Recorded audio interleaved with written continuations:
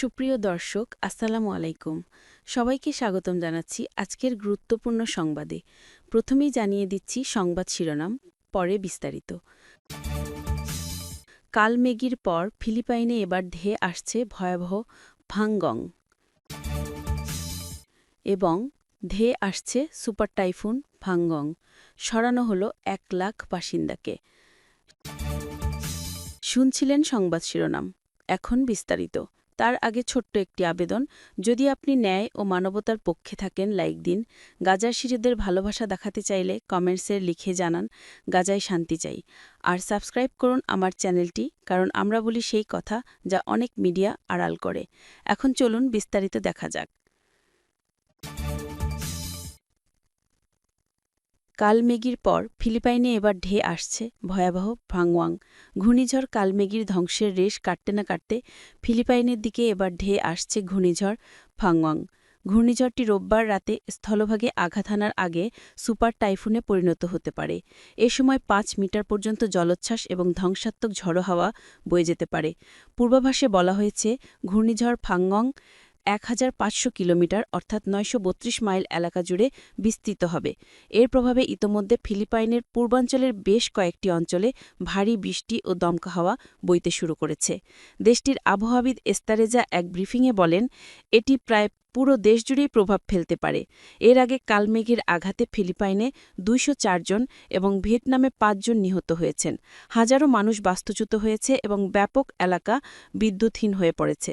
ভিয়েতনামের দুর্যোগ ব্যবস্থাপনা ও সংস্থা জানিয়েছে, সেখানে ২,৮০০টিরও বেশি বাড়িঘর ক্ষতিগ্রস্ত হয়েছে এবং প্রায় ৫ লাখ মানুষ এখনও বিদ্যুৎহীন অবস্থায় রয়েছেন। ফিলিপাইনে প্রচণ্ড বন্যা ঘরবাড়ি ধ্বংস করেছে এবং রাস্তাঘাটে ধ্বংসাবশেষ জমে গেছে।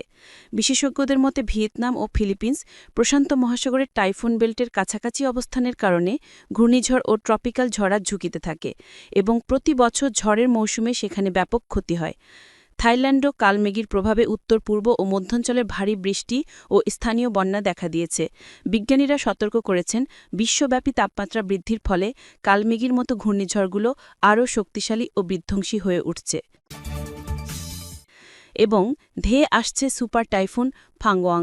সরানো হল 1,00,000 বাসিন্দাকে। সুপার টাইফুনে পরিণত হয়েছে ঘূর্ণিঝড় ভাংওয়াং।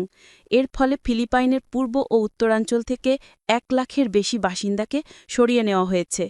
স্থানীয় সময় রোববার দিনের শেষের দিকে এটি স্থলভাগে আঘাত হানতে পারে বলে আশঙ্কা করা হচ্ছে। বার্তা সংস্থা রয়টার্স বলছে, ঘূর্ণিঝড়ের কারণে প্রবল বৃষ্টিপাত, ঝড়ো হাওয়া এবং জলোচ্ছ্বাসের আশঙ্কা তৈরি হয়েছে। প্রতিবেদনে বলা হয়, ফিলিপাইনের বিভিন্ন অঞ্চলে ঘূর্ণিঝড় সতর্কবার্তা জারি করা হয়েছে। এর মধ্যে লুজন দ্বীপের দক্ষিণ পূর্বাঞ্চলে সর্বোচ্চ সতর্ক সংকেত ৫ জারি করা হয়েছে। রাজধানী ম্যানিলা ও আশেপাশের অঞ্চলগুলোতে ৩ নম্বর সংকেত বহাল রাখা হয়েছে। সুপার টাইফুন ভাংওয়াং বর্তমানে ঘণ্টায় ১৮৫ কিলোমিটার অর্থাৎ স্থিতিশীল বাতাস এবং ২৩০ কিলোমিটার পর্যন্ত ঝড়ো বাতাস নিয়ে এগোচ্ছে। স্থানীয় আবহাওয়া দপ্তরের পূর্বাভাস অনুযায়ী রোববার রাতে এটি মধ্য লুজনের অরোরা প্রদেশের স্থলভাগে আঘাত হানতে পারে। ফিলিপাইন সিভিল এভিয়েশন কর্তৃপক্ষ জানিয়েছে, ঘূর্ণিঝড়ের কারণে দেশীয় ও আন্তর্জাতিক মিলিয়ে ৩০০-রও বেশি ফ্লাইট বাতিল করা হয়েছে। টাইফুন কালমেঘিরের আঘাত হানার কয়েকদিনের মধ্যেই ফিলিপাইনে আঘাত হানতে চলেছে শক্তিশালী টাইফুন ভাংওয়াং। কালমেঘিরের আঘাতে এরই মধ্যে দেশের ২০০ মানুষের মৃত্যু হয়েছে। এর প্রভাবে লণ্ডভণ্ড হয়ে গেছে ফিলিপাইনের একাধিক শহর। ক্ষতিগ্রস্ত হয়েছে প্রায় ৩০,০০০ বাড়ি, ১৫৭টি হাসপাতাল ও স্কুল। নষ্ট হয়ে গেছে ৮৬টি এলাকায় যোগাযোগ ব্যবস্থা। কৃষিতে ক্ষতি ৪০ মিলিয়ন পেসো ছাড়িয়ে গেছে।